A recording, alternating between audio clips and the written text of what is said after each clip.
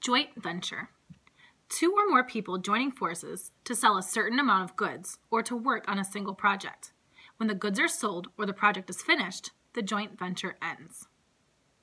Your sister is really... Shut up, said Evan. Huh? Just shut up. She's okay. She doesn't... Look, she's okay, so just shut up. Yeah, okay, said Scott, holding up his free hand to show he meant peace. Evan was getting abused on both sides. The heavy cooler was banging against his inside leg with every step, and the plastic chairs were scraping against his outside leg.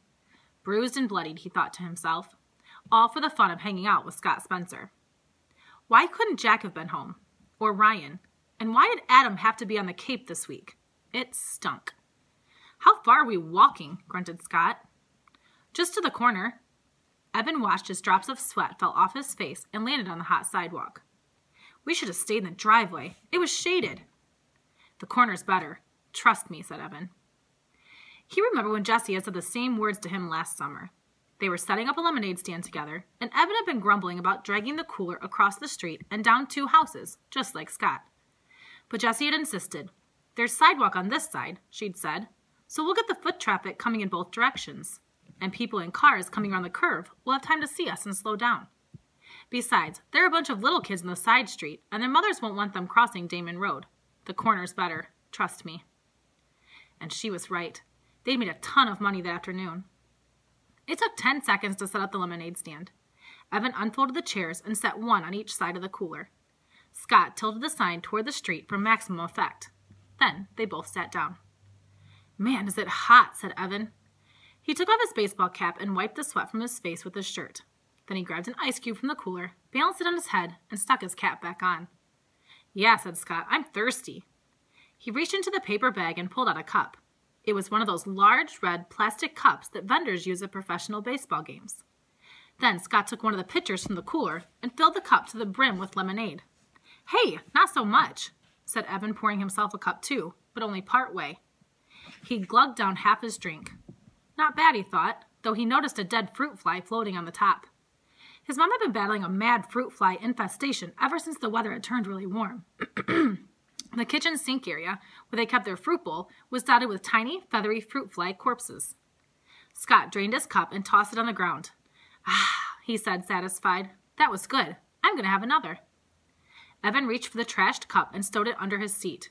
Nah, come on, Scott. You're going to drink all our profits if you do that. He stretched his legs out by putting his feet on top of the cooler. Just chill. I'm going to chill by having another cup, said Scott. There it was. That mean bite in Scott's voice. Evan's shoulders tensed up. Move your feet, said Scott. It's hot out here. Dude, you're... Evan sat up expectantly and looked down the street. Hey, here comes our first customer. A mother pushing a double stroller came into view. At the same time, one of the kindergartners from down the street rode her bike up, noticed the sign, and quickly pedaled back to her house. Within 5 minutes, there was a small crowd of neighborhood kids and pedestrians buying lemonade from the stand. Evan let Scott handle all the money, while he took care of the pouring and the sweet talk.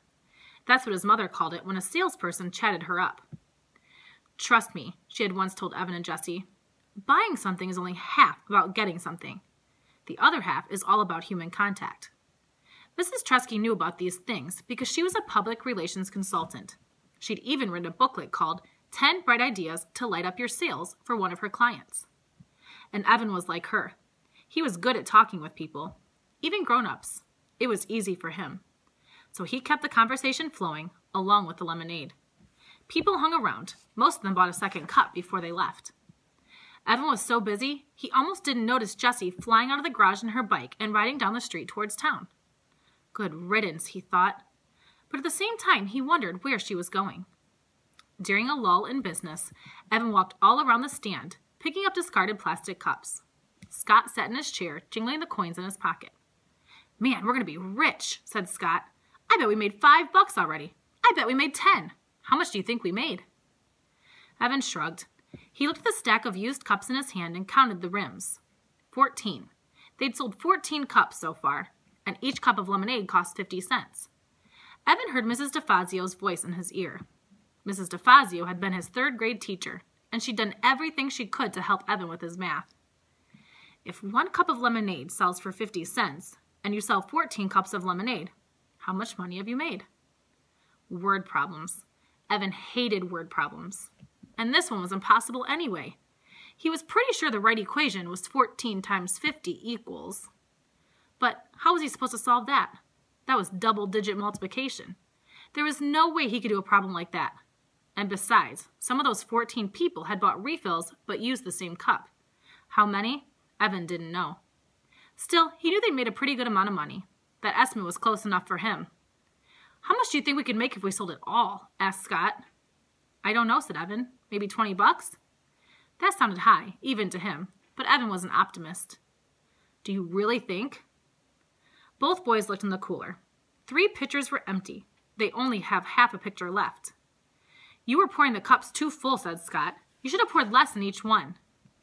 You're the one who brought the huge plastic cups. You could fit a gallon in one of those, said Evan. Besides, I wasn't going to be chintzy. They're paying a whole half a buck for it. They deserve a full cup. And anyway, we can just go home and make more. My mom has cans of lemonade in the freezer. So go home and make more, said Scott. Oh, yes, your majesty. Oh, high commander, your infiniteness. Why don't you go make it?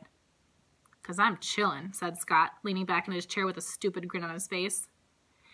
Evan knew he was just joking, but this was exactly why he didn't like Scott.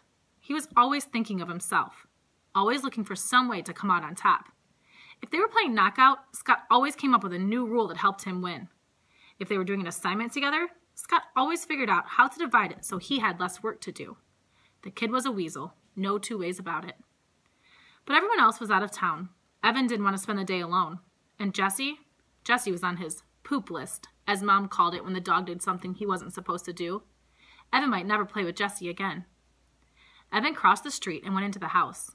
He was surprised to find that there were no more cans of lemonade in the freezer. Wow, there'd been so many this morning. Luckily, there was a can of grape juice in the freezer and a bottle of ginger ale in the fridge. It'll work, he thought. People just want a cold drink. They don't care if it's lemonade. He mixed up the grape juice at the sink. The fruit flies were more out of control than ever, thanks to the lemonade the boys had dribbled on the countertop. Evan swatted a couple, but most of them drifted out of his reach and settled on the fruit bowl. He wished his mother believed in chemical warfare. But for Mrs. Tresky, it was all natural or nothing. Usually nothing. When he went back outside to the lemonade stand, Evan noticed that the last pitcher was turned upside down in the cooler. Aw, come on, Scott, he said. What? It was hot, and you said we could always make more. Yeah, well, we didn't have as much in the house as I thought. I've got grape juice and ginger ale. I hate ginger ale, Scott said. I wouldn't give you a penny for it. It turned out that a lot of people felt the same way.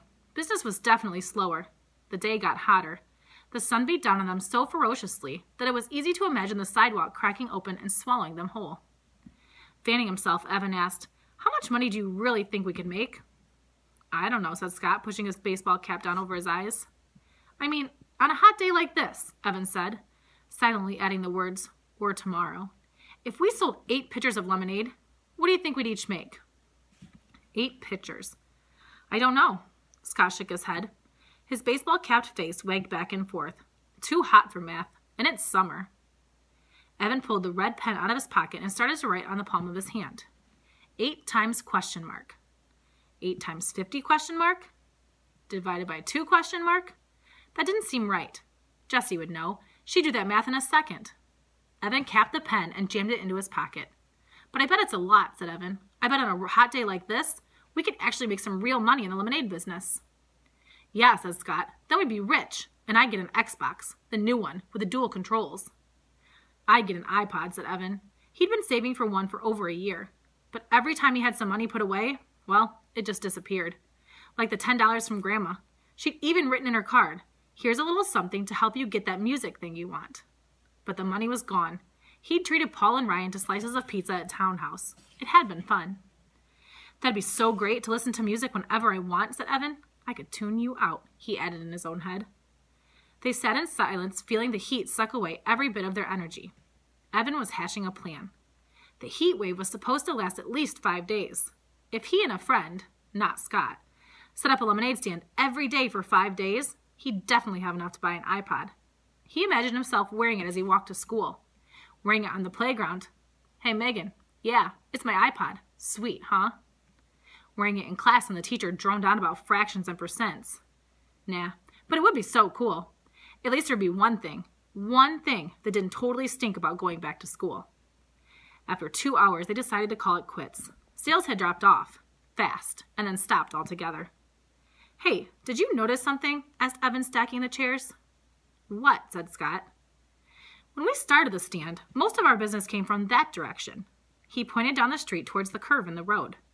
"But after an hour, not one person who walked past us from that direction bought a cup. Not one. They all said, 'No thanks,' and kept on walking. Why do you think?" "Dunno," said Scott. "Boy, you're a real go-getter," said Evan. "You know that?" Scott socked him in the chest, but Evan defended and knocked Scott's cap off. While Scott was scrambling for his hat, Evan said, "Just hang here for a minute, okay?" and set off down the street. As soon as he rounded the curve, he knew why business had fallen off so badly. There was Jesse and Megan Moriarty from his class. They were standing inside a wooden booth, and their sign said it all. Lemonade, frosty, delicious, thirst-quenching. Wow, only 50 cents per cup. By the looks of it, their business was booming. Evan watched as Jesse accepted a fistful of dollar bills from a mother surrounded by kids. At the last moment, Jesse looked up and saw him. Evan had a weird feeling, like he'd been caught cheating on a test. He wanted to run and hide somewhere. Instead, he froze. What would Jesse do? Evan couldn't believe it. She sneered at him. She cocked her head to the side and gave him this little, "I'm so much better than you" smile. And then, she waved the money in her hand at him. She waved it, as if to say, "Look how much we've made selling lemonade. Bet you can't beat that." Evan turned on his heel and walked away. Behind him, he could hear Megan Moriarty laughing at him, clear as a bell.